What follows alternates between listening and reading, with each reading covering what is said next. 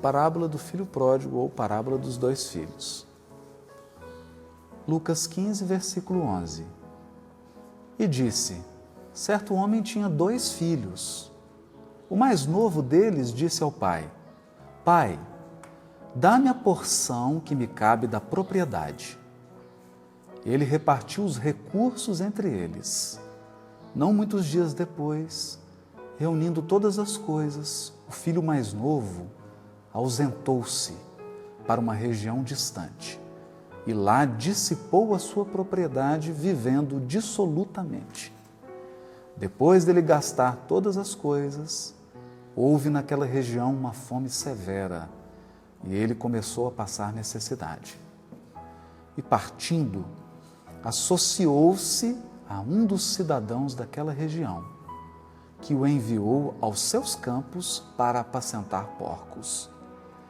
Ele desejava saciar-se com as alfarrobas que os porcos comiam, mas ninguém lhe dava. Mas, caindo em si, disse: quantos assalariados do meu pai têm abundância de pães, e eu aqui pereço de fome.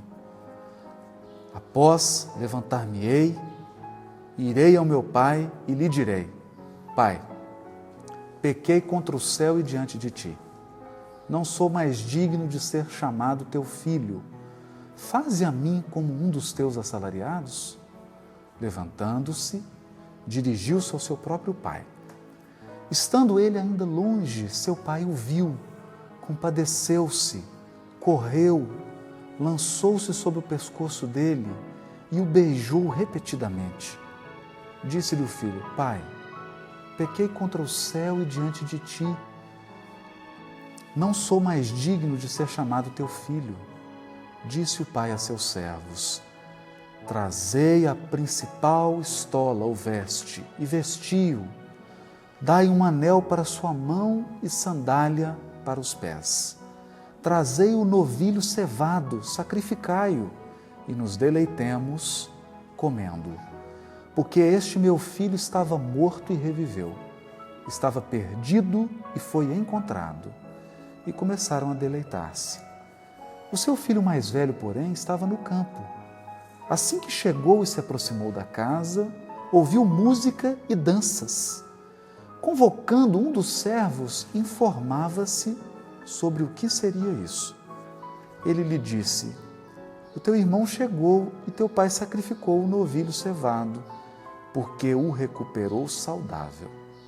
Ele ficou irado e não queria entrar. O seu pai, porém, saindo, o exortava. Em resposta ao seu pai, disse: eis que te sirvo há tantos anos, jamais negligenciei um mandamento teu, e nunca me deste um cabrito para deleitar-me com meus amigos.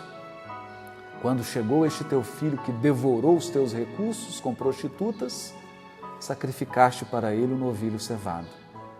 Ele, porém, lhe disse: filho, tu estás sempre comigo, e todas as coisas minhas são tuas. Era necessário, porém, nos deleitarmos e alegrarmos, porque este teu irmão estava morto e reviveu, estava perdido e foi encontrado. Eis a parábola. Xaxá, você olhou assim com o olhar de quem está parecendo que você tem alguma coisa para falar. Haroldo, são duas coisas aqui que eu acho interessante, né? Primeiro, Emmanuel comenta no livro Consolador sobre aquela questão do quem criou o mal, se o determinismo é o do bem, né? E ele é interessante o comentário dele, dizendo que a intervenção que a gente faz indébita na lei divina causa uma ação contrária para nós mesmos. Isso é o mal. Então, isso tudo aqui que a gente vê do filho pródigo, dessa parábola, é interessante porque ele, de certa forma, causou essa, digamos assim, uma intervenção indébita na lei divina. E quando fala caindo em si, é interessante que Emmanuel traz aqui no livro Fonte Viva, no capítulo... Ele comenta essa passagem aqui no... Ele comenta, acho que 2 ou 3 vezes, mas é interessante o caindo em si. Quando chega no ponto ele fala assim, caindo em si, ele cita algumas outras personagens do Evangelho que também caíram em si. Muito interessante. Ele fala aqui, até anotei, ele fala do Judas, fala de Maria de Magdala, fala de Pedro, fala de Paulo. Pessoas que estavam, assim, de certa forma, equivocadas, né? Cada uma no seu setor, né? Judas com aquela ideia do domínio, a Maria de Magdala vem com aquela questão da vida íntima, ele até comenta que ela entregou nas mãos de criaturas perversas, né? O Pedro com medo de perseguição e de sofrimento, e o Paulo, daquela paixão dele contra o cristianismo. E Emmanuel, para sintetizar e finalizar muito bem, ele diz que nós temos que, nesse caindo em si, sair da inércia para o trabalho, que é o que um dos filhos aqui acaba fazendo, né? Quando ele cai em si. Interessante. Porque ele não fica só na reflexão íntima, né? Ele se levanta, vai, né, Angélica? Essa parábola, para mim, é a parábola das parábolas todas, porque simbolicamente ela retrata toda a trajetória do ser espiritual, desde o deslocamento vibratório do Criador até o ápice da vida densa, que é quando ele come com os porcos. E aí então ele se recupera e cai em si, no sentido de que, como o Xaxá falou, ele sai da inércia, que é o simbolismo da matéria, ele passa a viver não mais da matéria, mas na matéria, agora em busca do si, em busca da sua essência. Então, ela é muito simbólica e retrata essa linha evolutiva. Aí nós vamos ver aqui a curva da descida e depois a gente vê a curva ascensional. Da ascensão, né? Queda e ascensão. É interessante você falar isso. Tem um teólogo protestante que ele fala que a parábola do filho pródigo é o evangelho dentro do evangelho. Ela é considerada mesmo pelos estudiosos a parábola das parábolas. É considerada por alguns como um colar, em que você sai de um ponto, tem aquele desenho do colar, e você volta aparentemente para o mesmo ponto, mas numa outra situação espiritual. Eu podia fazer um comentário na sequência da Angélica. Quando ela fez a comparação do colar e da trajetória, eu estava me lembrando aqui que provavelmente seja a trajetória da grande maioria dos espíritas da atualidade. Porque na parábola foi dito que ele estava morto e reviveu, estava perdido e foi encontrado. E é muito provável que nós, quase todos, tivemos algumas experiências não adequadas nos primeiros contatos com o cristianismo. E exatamente esse choque que houve é que levou, inclusive, a uma série de tragédias, de acidentes pessoais sérios, né, dessa curva aí que você citou, e que chegou agora a oportunidade que nós temos de entrar novamente em contato com o Evangelho sob a ótica do Espiritismo. E aí nós estamos revivendo e nos encontrando. Então, de certa forma, essa parábola, nós entendemos que ela se aplica, né, a muitos de nós, trabalhadores espíritas. Muitos vêm de revoluções, de tragédias de perseguição religiosa. Isso, vários desatinos, né, enganos, né, em função de um não entendimento da própria mensagem e do objetivo do Evangelho. Eu queria propor para o grupo, até para a gente lembrar aqui, né, da metodologia do Honório, algumas perguntas. Sim, Sérgio. Boa lembrança, viu?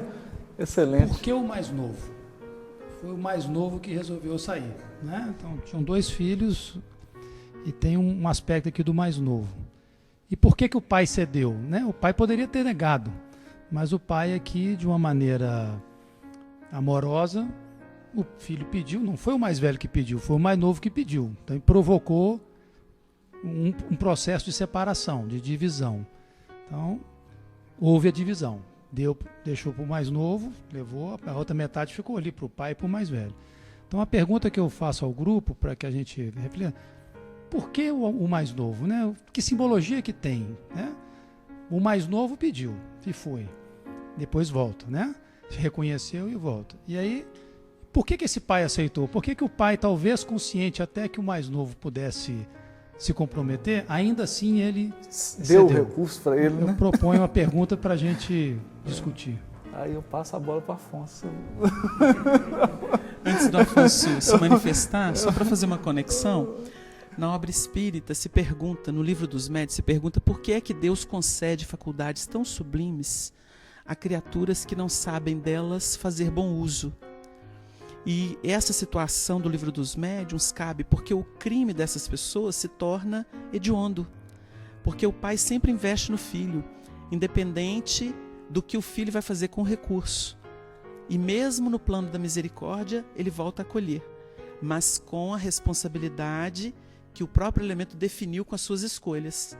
E isso nos remete, sem querer tomar aqui a palavra para aproveitar o gancho, a questão do estudo da reencarnação que o Espiritismo revela para a atualidade, fundamentando a justiça divina e, ao mesmo tempo, a dinâmica da evolução espiritual. Porque quando o indivíduo é lançado pelas próprias escolhas numa situação fechada, difícil, expiatória, na verdade ele não está sendo punido. Ele é obrigado a rever as próprias posições. Então, aquele atar de mãos e pés da parábola do festim de bodas e lançar nas trevas exteriores que ali haverá pranto e ranger de dentes, é uma oportunidade dele rever o que está fazendo. E isso é uma bênção, não é maldição. Então, o novo, ele pode ter essa conotação do despreparado. Porque, na primitividade, o que o indivíduo faz é lei. Mas depois que ele depreende a lei dos maus feitos, formando aí a estrutura moral dele, aí ele é punido por essa lei moral. E ele se rege por ela. Dá material para a gente pensar. São muitas as reflexões que podem surgir, naturalmente, quando esse filho mais novo requisita a parte que lhe toca. O texto diz que o Senhor, o Pai, distribuiu para os dois. Ele não recebeu sozinho. Nós temos encontrado realmente na juventude, ou naquelas faixas mais primeiras da evolução, um ímpeto inicial de mobilização. Nem sempre com a capacitação devida, no sentido da responsabilidade, do que vai fazer com o recurso recebido. Mas quando nós percorremos o texto, nós vemos que inclusive o outro, chamado mais velho, que poderia representar um aspecto assim de reflexão mais segura, ele não conseguiu. Ele também teve as dificuldades dele.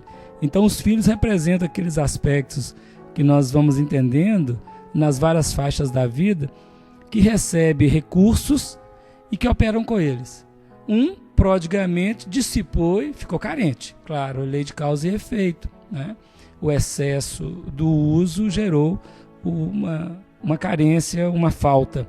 E o outro, pelo que nos parece, de forma muito centrada em si, muito segura, ele guardou o recurso todo e continuou na casa do pai. Então, definindo para nós que esse filho mais velho, podemos pensar, filho mais novo, desculpa, ele pode representar o ímpeto inicial e que muitas vezes, nas consequências, também terão assim aquele movimento de retorno. Jesus, certa feita, diz que as prostitutas entrariam diante de muitos no reino dos céus, a representar a queda, mas assim o propósito de elevação, de redenção, como foi lido no texto do Fonte Viva, que apresentando o recurso de Maria de Magdala como aquela que caiu em si também, caiu e levantou, né? Não que precise cair. O Livro dos Espíritos nos informa que o espírito não precisa passar pela fieira do mal, mas da ignorância. A ignorância é que ele não saber, que Wagner lembrou aqui.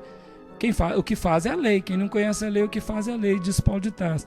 Mas à medida que ele conhece a lei, ele é punido pela própria lei, né? Julgado pela própria lei. Eu achei bom, a gente está tratando os personagens, né? Agora, olha que interessante, uns ingredientes assim. Essa passagem surge porque Jesus está com os fariseus e com os publicanos e com os pecadores. E aí os fariseus criticam. E Jesus, em resposta, conta essa parábola, sugerindo que o filho mais novo são os publicanos e pecadores e os filhos mais velhos eram os fariseus. Olha que interessante. Porque o público que ouviu Jesus contar essa parábola ficou desconfortável, né? Os fariseus se sentiram desconfortáveis, porque eles são os filhos mais velhos. Mais velhos porque têm mais conhecimento, porque viveram mais a experiência religiosa. No entanto, o filho mais velho fica bravo com o pai porque queria um cabrito para se alegrar. Aí a pergunta é, será que o filho mais velho verdadeiramente está com Deus? Ou será que ele está com Deus e morrendo de vontade de fazer o que o filho pródigo fez? Né? Está uma situação desconfortável. Tem um estudioso que ele chama que essa parábola deveria se chamar a parábola dos 3 pródigos. O mais novo é o inexperiente na evolução, então ele é pródigo de inexperiência, ele quer viver emoções, está descontrolado, está com o mundo íntimo descontrolado. O mais velho é pródigo em egoísmo, pródigo em controle, ele quer dominar Deus. Mas ele é pródigo. Tem muito sentimento de controle, tem prodigalidade de uma energia ruim. E o pai é o pródigo em amor. Porque naquela época, um ancião ele não corria. Os padrões culturais da época, um ancião ele anda de forma lenta, porque eles usavam aquelas túnicas, ele poderia tropeçar. Então, um ancião, para ele ser respeitável, ele andava com um cajado, ele andava devagar, ele não corria, ele não saía beijando o filho repetidamente, né? Geralmente o filho que vinha e beijava a mão dele. E esse pai sai correndo em busca do filho, se lança no pescoço do filho, beija o filho repetidamente. É interessante. Que está revelando aspectos. O Emmanuel tem um texto que ele fala assim: nem a mais grandiosa imaginação é capaz de aquilatar a amplitude da misericórdia divina. Como que a misericórdia divina é pródiga, né? Interessante, né? E tem um aspecto aqui, Haroldo, que também me chamou a atenção, é que o filho mais novo, ele registra um aprendizado muito significativo, porque ele volta para casa e fala assim, eu não quero ser mais chamado de filho, eu não mereço ser chamado de filho, eu quero ser um trabalhador, e eu já me dou por satisfeito por isso.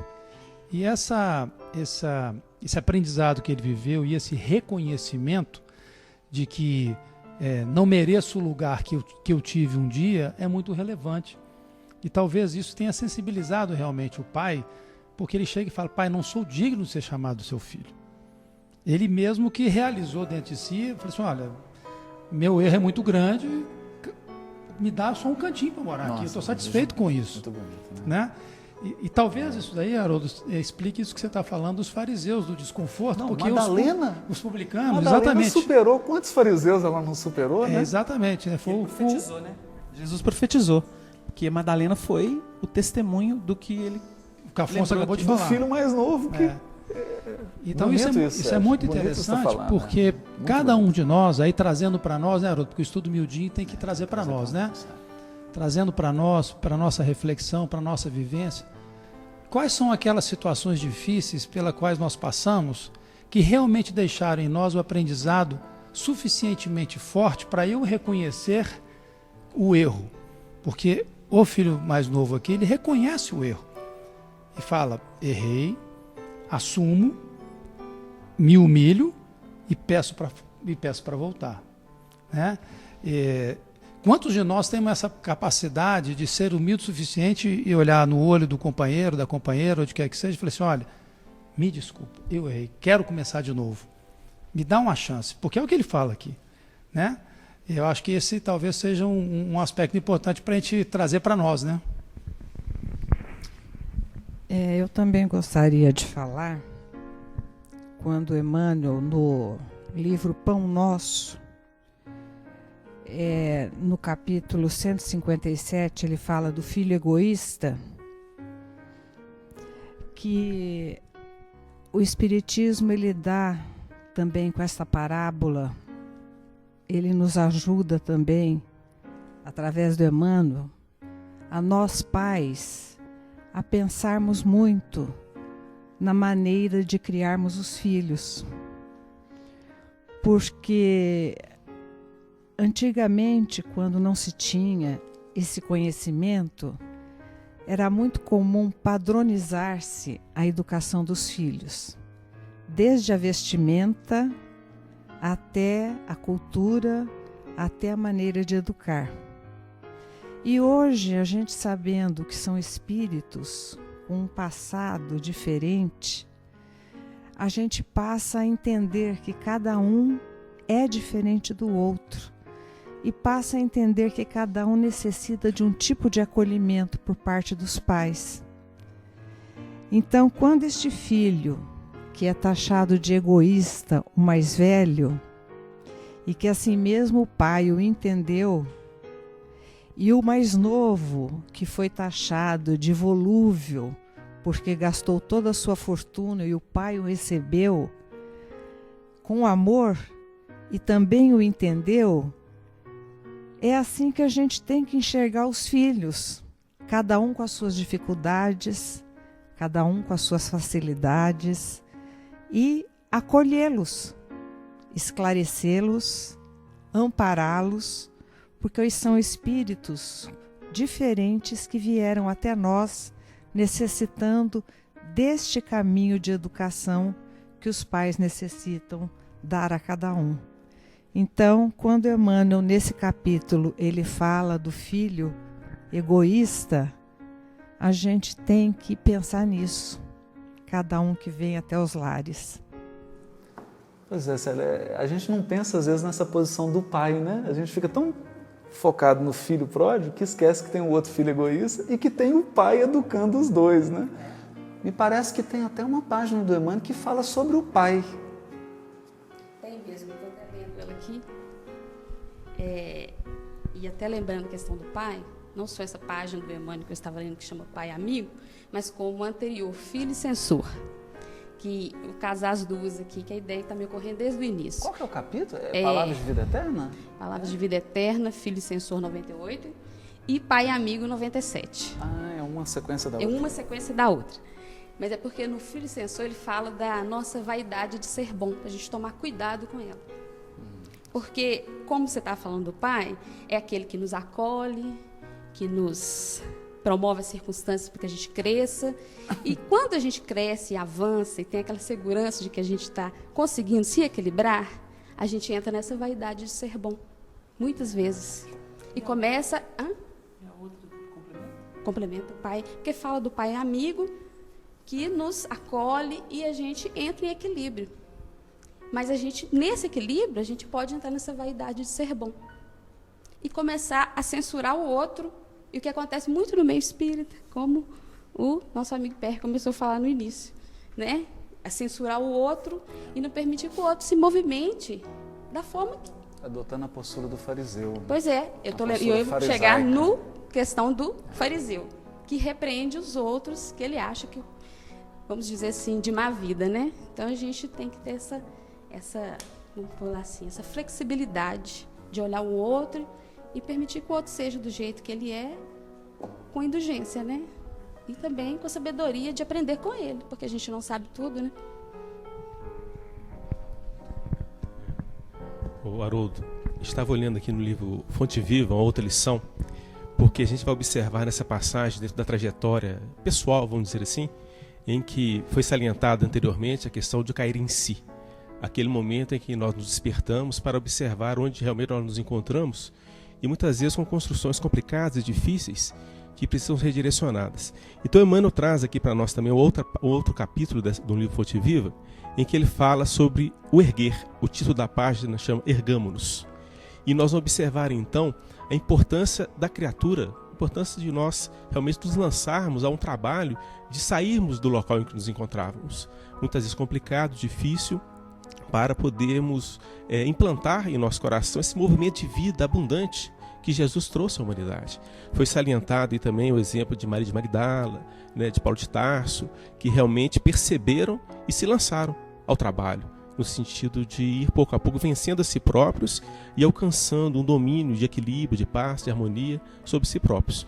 Então não basta apenas nós cairmos em si, é necessário então levantarmos e nos lançarmos ao trabalho de redirecionamento da nossa vida, da nossa existência, com base no Evangelho que Jesus trouxe. E para nós aqui especificamente a luz da doutrina espírita.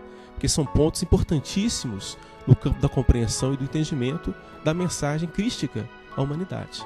Né? Então é importante nós nos levantarmos. Porque o filho pródigo, né, Márcia, ele confiou na misericórdia. Ele se ergueu, falou, vou pedir para o meu pai um cantinho lá, porque ele confiava na misericórdia do pai. Porque se ele imaginasse que o pai era alguém extremamente severo e frio, ele falou, eu não vou lá porque ele não vai me acolher. Mas ele tinha uma confiança na misericórdia. Às vezes a gente não confia na misericórdia divina e tropeça e fica num sentimento de culpa, não consegue se reerguer, fica amargando uma culpa sem sentido, porque nós estamos mergulhados num mar de misericórdia. Eu lembro, eu estava até conversando com o Nestor, né, presidente da FEB, outro dia, e ele me falou uma coisa, eu fiquei pensando. Às vezes a gente pensa nas nossas deficiências e fica querendo afastar os bons espíritos da gente. Ah, não, ele não vai estar perto de mim, eu sou muito inferior. Ah, eu tenho muito defeito. É como se os amigos espirituais não fossem caridosos o suficiente para suportar as nossas mazelas, ou como se eles fossem nos abandonar em função dos nossos desatinos. Não é isso, né? Precisamos investir na misericórdia, né, Angélica? O Haroldo, desculpa. Rapidinho. Quando ele cai em si, ele faz uma espécie de elaboração de um plano. Levantar-me-ei, irei ter com meu pai. Então ele planeja. A gente vê como que a razão é importante nesses processos, para análise até dos conteúdos emocionais. E aí você vai fazendo a seleção e ele programa o retorno e executa. Muito bom, isso. É porque não adianta só você ter a boa intenção, né? Tem que ter um... Perfeito esse comentário, porque me deu vontade de comentar sobre a lição. O levantar-me-ei, ele é um símbolo muito forte na trajetória do espírito, porque todos nós vamos ter que nos levantar para fazer o retorno à casa paterna, mas depende da posição que cada um de nós estiver, porque tem alguém que levanta de uma cadeira, tem alguém que levanta da sarjeta, então cada um se levanta da posição onde se encontra.